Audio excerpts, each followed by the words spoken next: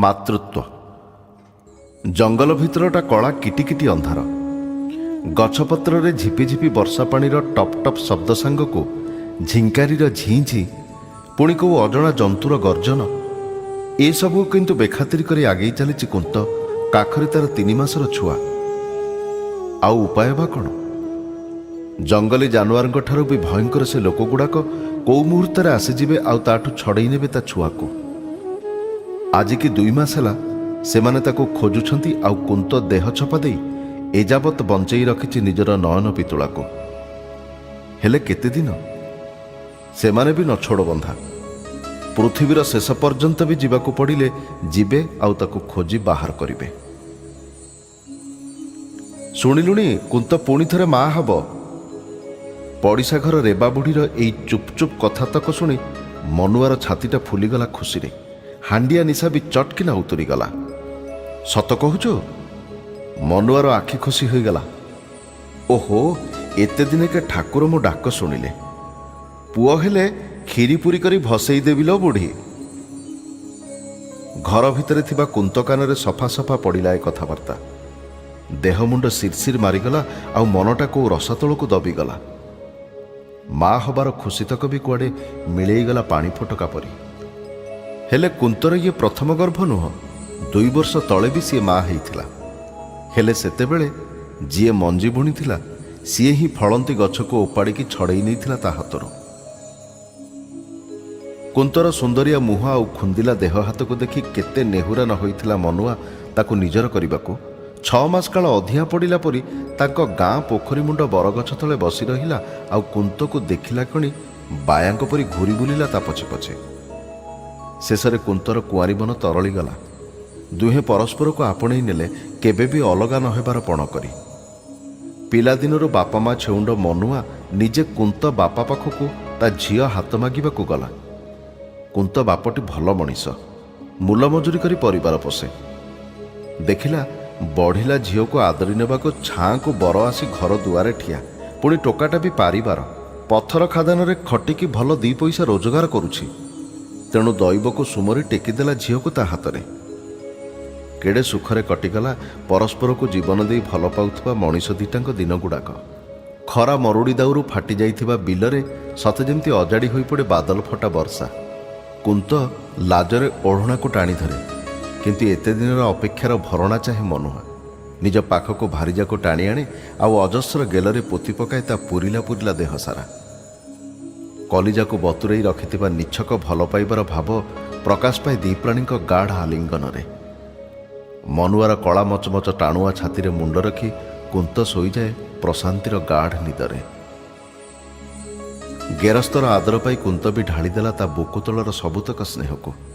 କିନ୍ତୁ ସେ ସୁଖକୁ ବି ଛାର କରିଦେଲା ଯେଉଁଦିନ କୁନ୍ତ ଜାଣିଲା ସିଏ ମା ହେବ ବୋଲି। ଝିଅରୁ ସ୍ତ୍ରୀ ଆଉ ମା, ରାସ୍ତାଟା କେତେ ଲମ୍ବା ସତେ! ଅଜଣା ପୁଲକରେ ମନ ଫୁଲି ଉଠିଲା। କୁନ୍ତକୁ ନେଇ ତା ବାପ ଘରେ ଛାଡ଼ି ଆସିଲା ମନୁଆ। ଆଲୋ, ଇଏ ଛୋଟ କଥା ନୁହଁ, କୁନ୍ତ ମା ବୁଝେଇଲା।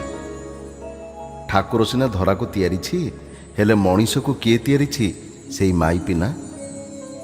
କେଡ଼େ କଷ୍ଟରେ 10 ମାସ 10 ଦିନ ପେଟରେ ସାଇତିକି ଶେଷରେ ଅନ୍ତ ବୁଜଳା ଫାଡ଼ି ଆଉ ଗୋଟିଏ ମଣିଷକୁ ଯିଏ ଜନ୍ମ ଦିଏ, ପୁଣି ମଲା ଯାଏ ଯାହା ପାଇଁ ନିଜ କଲିଜା ଖଣ୍ଡକ କମ୍ପୁଥାଏ, ସେଇ ହେଲା ମା। ବୁଝିଲୁ ଝୁଅ? ମୁଁ ତ ମୂର୍ଖ ମଣିଷ। ଏତିକି ଜାଣିଛି, ମାଠୁ ଭଳି କେହି ହେବେନି। ମାଇପିଟେ ଯେଡ଼େ ଅଲକ୍ଷଣୀ ହେଉ ପଛକେ ନିଜ ଛୁଆର ଲାଭ ଛଡ଼ା ହାନି କେବେ ମନାସିବନି। ସେଦିନ ନିଜ ମା'ର କଥାତକ କୁନ୍ତ ଛାତିରେ ଗାର କାଟି ହେଇଗଲା, ସବୁଦିନ ସକାଶେ ଅଲିଭା ହେଇ ରହିବା ପାଇଁ। ସତେ ତ, କେଡ଼େ ନିଗର କଥା ମା କହିଲା। ଅଭିହାଡ଼ି ବେଳେ କାହୁଁ ବୁଝିଥାନ୍ତା ସିଏ ନିଜେ ଏ କଥାର ମହତ୍ଵ। ମା ହେବାରେ ହିଁ ଝିଅ ଜନ୍ମର ପୂର୍ଣ୍ଣତା। ଆଉ ସବୁ ସମ୍ପର୍କ ଗୋଟେ ପଟେ, ମା ଛୁଆର ସମ୍ପର୍କ ଗୋଟେ ପଟେ। ଦିନ ଦିନ ମାସ ମାସ ଧରି ନିଜ ଗର୍ଭରେ ଆଶ୍ରା ପାଇ ବଢ଼ୁଥିବା ଜିଅନ୍ତା ରକ୍ତ ମାଂସର ପିଣ୍ଡୁଳା ସହିତ ଯେଉଁ ସମ୍ପର୍କ, ତାହା ଚିରଦିନ ସକାଶେ ରହିଯାଏ। ନାହିଁ କଟାରେ ବି କଟେନି। ସତେ ଯେମିତି ଗୋଟିଏ ଅଦେଖା ନାହିଁ ଲାଗି ରହିଥାଏ ସେ ମଣିଷଟା ସହିତ ଜୀବନ ସାରା। ସେଇଥିପାଇଁ ତ ଛୁଆକୁ ଭୋକ କଲେ ମା ଜାଣିପାରେ, ବାପ ଜାଣିପାରେନି। ଛୁଆର ମନ କଥା ମା ବୁଝିପାରେ, ବାପ ବୁଝିପାରେନି। 10 ମାସ 10 ଦିନ ପୁରୀ କୁନ୍ତ କୋଳକୁ ଝିଅଟିଏ ଯେଉଁଦିନ ଆସିଲା ସେଦିନ ବକଟେ ନାକୁ ମୁହଁଟାକୁ ଦେଖି ତା ପ୍ରସବ କଷ୍ଟ କୁଆଡ଼େ ହଜିଯାଇ କଲିଜାରେ ଭରିଗଲା ଅକୁହା ଶାନ୍ତି। ଏମିତି ଶାନ୍ତି କେବେ ବି ସେ ପାଇନଥିଲା। ପୁଣି ନିଜ କ୍ଷୀରକୁ ଦେଇ କୁନି ପେଟଟାକୁ ପୂରାଇଲା ବେଳେ ନିଜ ଜନ୍ମର ସାର୍ଥକତା ଅନୁଭବ କଲା କୁନ୍ତ। ମନୁଆର ବି ହସ ହସ ମୁହଁ। ତଥାପି କୁନ୍ତ ଲକ୍ଷ୍ୟ କଲା ଝିଅ ହେଇଥିବାରୁ ତା ମନ ଟିକେ ଉଣା। ପୁଅଟିଏ ଚାହୁଁଥିଲା ମନୁଆ। ନଈ ସ୍ରୋତ ପରି ସମୟ ବି ବଦଳେ। ଖାଦାନର ସାଙ୍ଗଙ୍କ ସହିତ ମିଶି ମନୁଆ ନିଶାପାଣି କରିବାକୁ ଲାଗିଲା। ଖାଦାନର ସର୍ଦ୍ଦାର ବି ନିଜ ମୂଲିଆଙ୍କୁ ହାତ ମୁଠାରେ ରଖିବା ସକାଶେ ମଦ ହାଣ୍ଡିଆ ଯୋଗାଡ଼ି ଦେଲା। କୁନ୍ତ ନିଜ ଗେରସ୍ତର ନୂଆ ରୂପ ଦେଖିଲା। କଥା କଥାକେ ରାଗ, ଫୋପଡ଼ା ଛିଞ୍ଚଡ଼ା, ଗାଳି ଫଜିତ। ସୁଖ ସଂସାରକୁ କଳାହାଣ୍ଡିଆ ମେଘ ଘୋଡ଼େଇ ଆସିଲା।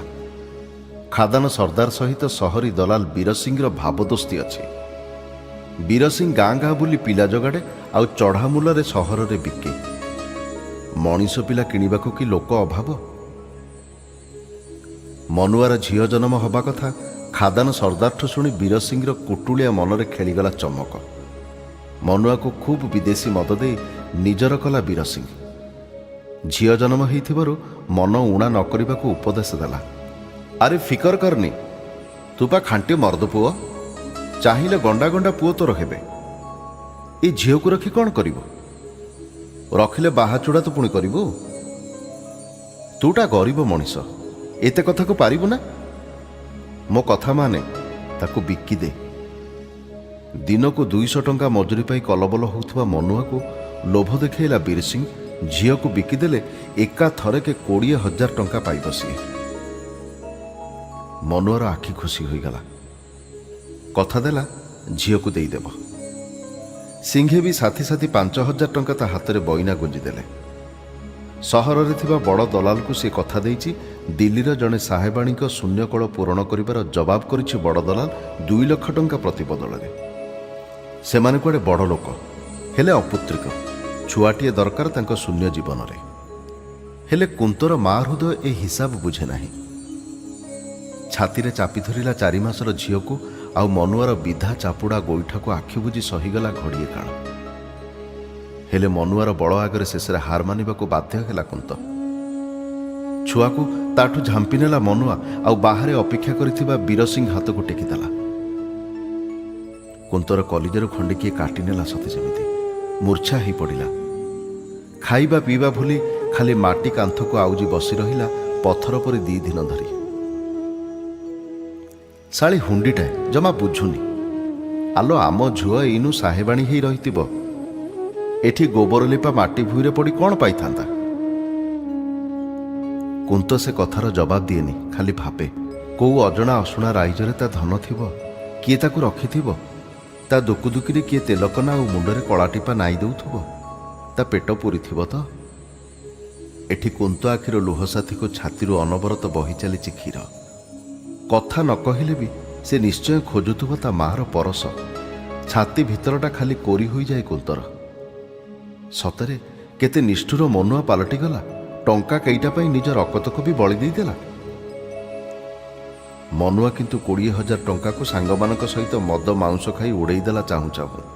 ନିଜ ଭଲ ପାଇବାକୁ ଛି କରି ବାପ ଘରକୁ ଚାଲିଗଲା କୁନ୍ତ। ମା ବହୁତ ବୁଝେଇଲା। ବାହା ହେଲା ଝୁଅ ବାପ ହାଣ୍ଡିରେ ଖାଇଲେ ଲୋକେ କ'ଣ କହିବେ? ବାଧ୍ୟ ହୋଇ ଫେରିଲା କୁନ୍ତ। ପୁଣି ଚାଲିଲା ତା ସଂସାର। ଆଲୋ ଦେଖିବୁ ରହ, ଏଥର ଆମର ପୁଅ ହବ। କୁନ୍ତକୁ ଆଉ ଥରେ ମା ହେବା ପାଇଁ ରାଜି କରାଇବା ଉଦ୍ଦେଶ୍ୟରେ ମନୁଆ ସାକୁଲେଇ ହେଲା। ହଁ, କାହିଁକି ନ ହେବ? ବେଶୀ ପଇସା ପାଇଲେ ତାକୁ ବି ବିକିଦେବୁ। କୁନ୍ତ ଛିଗୁଲେଇକି କହିଲା, ତୋ ଦିହ ଛୁଉଁଛି, ପୁଅକୁ କ'ଣ କିଏ ନିଜଠୁ ଅଲଗା କରିପାରେ? ଆଉ ଝିଅକୁ? କୁନ୍ତ କଥାର ଉତ୍ତର ନ ଦେଇ ଘରୁ ବାହାରିଗଲା ମନୁଆ। ଶେଷରେ କିନ୍ତୁ କୁନ୍ତ ଯାହା ଡରୁଥିଲା ସେଇଆ ହେଲା। ନିଆଁ ଧାସରେ ଘିଅ ତରଳିଗଲା। ଝିଅ ଯିବାର 2 ବରଷ ବିତିଗଲାଣି। ଯେତେ ଟାଣ କଲେ ବି ମନରୁ ଦିନକ ସକାଶେ ବି କୁନ୍ତ ଭୁଲି ପାରିନି ତାକୁ। ଏତେ ଦିନ ପରେ ପୁଣି ଥରେ ନିଜ ଗର୍ଭରେ ଆଉ ଗୋଟିଏ ସତ୍ତାର ଉପସ୍ଥିତି ଜାଣି କୁନ୍ତ ଚମକି ପଡ଼ିଲା। କେମିତି ଗୋଟେ ଛନକା ମନରେ ପଶିଗଲା ହଠାତ୍। ଠିକ୍ କଲା ପାରୁ ପର୍ଯ୍ୟନ୍ତ କଥାଟାକୁ ଲୁଚେଇକି ରଖିବ। ଖାଲି ରେବା ବୁଢ଼ୀକୁ ଯାହା ଡର। ଗାଁରେ କାହା ଘରେ ଜିରା ଫୁଟିଲେ ଫୁଟଣ ଫୁଟିଲେ ବି ତାକୁ ବାସେ। କୁନ୍ତର ଦିନତମା ମୋଟାରି ହେଇ ବାନ୍ତି କରିବା ଶବ୍ଦ ଶୁଣି ରେବା ବୁଢ଼ୀ ଚଟ୍ କିନା ଜାଣିଗଲା ଅସଲ କଥାକୁ। ମନୁଆ ଖୁସିରେ କୁହାଟ ପରେ କୁହାଟ ପକେଇଲା। ସତେ ଯେମିତି କୁନ୍ତ ପୁଅଟେ ଜନ୍ମ କରିସାରିଛି। କୁନ୍ତକୁ ଧରି ନାଚିଗଲା ପରସ୍ତେ। ଏତେ ଦିନକେ ମୋ କଥା ରଖିଲୁ ଲୋ, କହିବା ସହିତ ସ୍ତ୍ରୀ ଗାଲରେ ବୋକ ବି ଦେଲା ମନୁଆ। କୁନ୍ତ କିନ୍ତୁ ହାତକୁ ଅଲଗା କରି ଚାଲିଗଲା କାମ ଆଳରେ। ଏଥର ମନୁଆ କୁନ୍ତକୁ ତା ବାପ ଘରକୁ ବି ଛାଡ଼ିବାକୁ ନାରାଜ। ତା ଜିଦିରେ କିନ୍ତୁ କୁନ୍ତ ମା ଆସି ରହିଲେ ଝିଅ ଘରେ। ଗର୍ଭ ବଢ଼ି ଚାଲିଲା। ଦିନ ମାସ ତା ସହିତ କୁନ୍ତ ଛାତିର ଦୁକୁ ଦୁକୁ। ବେଳ ଆସିଗଲା। ବାହାରେ କୁଟୁଛି ବର୍ଷା। ବେଳକୁ ବେଳ ବଢ଼ୁଛି ତାର ଗତି, ଆଉ ତା ସହିତ କୁନ୍ତର ଗର୍ଭ ଯନ୍ତ୍ରଣା। ମନୁଆ ଖାଦାନରୁ ଫେରିନି। ଆଜି ବୀରସିଂ ତା ପାଇଁ ଖୁବ୍ ଦାମିକା ବିଦେଶୀ ମଦ ଆଣିଛି, ତା ସାଙ୍ଗକୁ କୁକୁଡ଼ା ମାଉଁସ ତରକାରୀ। ମନୁଆ ଆଜି ଚୋସ୍ତ ପିଇଛି। ତା ମନ ଏମିତି ଉଚାଟିଆ ଧରିଛି ଯେ ଓହ୍ଲେଇବାର ନାଁ ନଉନି। ବୀରସିଂ ଖାଲି ମୁରୁକି ମୁରୁକି ହସି ଚାଲିଛି। ମନୁଆ ସହିତ ତା ଜବାବ ଛିଡ଼ି ସାରିଛି। ଝିଅଟାଏ ହେଲେ ସେ ନେଇଯିବ 50,000 ଟଙ୍କାରେ। 50,000? ମନୁଆ କାନରେ ଖାଲି ବାଜୁଛି ସେ ଶବ୍ଦ ଦିଟା। ଗାଁରୁ ଖବର ଆସିଗଲା ଝିଅଟିଏ ହେଇଛି।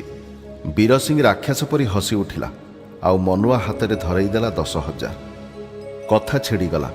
ମାସ ପୁରାଣୀ ବାସି ସିଏ ଝିଅକୁ ନେଇଯିବ। କୁନ୍ତ କିନ୍ତୁ ବେଳରୁ ସାବଧାନ।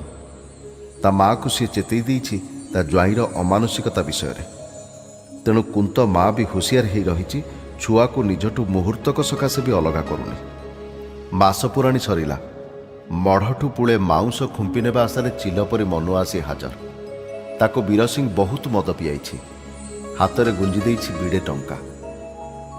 ବାହାରେ ବର୍ଷା କାଚୁଛି। ବୀରସିଂ ତା ଜିପ୍ରେ ଅପେକ୍ଷା କରିଛି। ମନୁଆ ଘର ଭିତରକୁ ଗଲା। ଗୋଟିଏ ଝିଙ୍କାରେ ଛୁଆକୁ ଶାଶୁ କୋଳରୁ ଟାଣି ନେଇ ଧରେଇ ଦେବାକୁ ବୀରସିଂ ହାତରେ। ହେଲେ ଛୁଆ କାହିଁ? ମନୁଆର ଆଖି ଖୁସି ହେଇଗଲା। ତା ସ୍ତ୍ରୀ ଘରେ ନାହିଁ। କୁନ୍ତ, ଏ କୁନ୍ତ, ବେ କୁନ୍ତ, କୁଆଡ଼େ ଗଲୁ ଶଳା ବଜ୍ଜାତ ମାଇକିନିଆ? ଆଜି ତ ତଣ୍ଟି ମୋଡ଼ିଦେବି। ମନୁଆର ଚିତ୍କାର ମିଳେଇଗଲା ତୁହାକୁ ତୁହା ମାରୁଥିବା ଘଡ଼ଘଡ଼ିର ଶବ୍ଦରେ ସିନା, ହେଲେ କୁନ୍ତର ଖୋଜ ଖବର ନାହିଁ। ଛୁଆକୁ ଛାତିରେ ଚାପି ଦୌଡ଼ିଛି କୁନ୍ତ ଆଗକୁ। ତାକୁ ରାସ୍ତା ମାଲୁମ ନାହିଁ। କୋଉ ବିପଦକୁ ତାର ନିଘା ନାହିଁ। ମନରେ ତାର ଗୋଟିଏ ଚିନ୍ତା, ନିଜ ଛୁଆକୁ କୌଣସି ମତେ ସେ ରାକ୍ଷସ କବଳରୁ ବଞ୍ଚେଇବ। ରାତି ତମାମ ଦୌଡ଼ୁଛି କୁନ୍ତ। ଗାଁ ଛାଡ଼ି ରାଜରାସ୍ତାରେ। ଥକିବା ସତ୍ତ୍ୱେ ବି ରହିଯାଇନି। ପଛରେ ଜିପ୍ ଛୁଟେଇଛି ବୀରସିଂ। ପାଖରେ ବସିଛି ମନୁଆ। ଦେଇଥିବା କଥାକୁ ସିଏ ରଖିବ। ନିଜ ରକ୍ତକୁ କେଇଟା ଟଙ୍କାରେ ବିକ୍ରି କରିଦେବାର ପଣକୁ ସେ ନିଶ୍ଚୟ ରଖିବ।